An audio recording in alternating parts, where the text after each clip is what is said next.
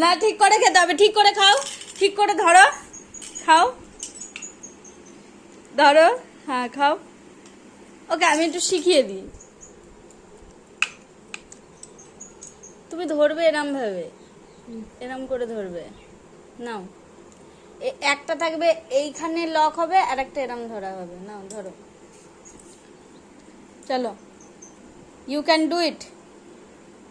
এই আঙুল আসছে কেন আবার মাঝখানে?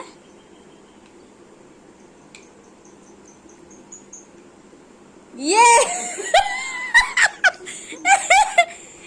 এরম করে ধরতে হয় তো, এরম করে ভাগ করতে হয়, এরম করে, এরম করে ধরতে হয়। ধরে উঠছে না কেন?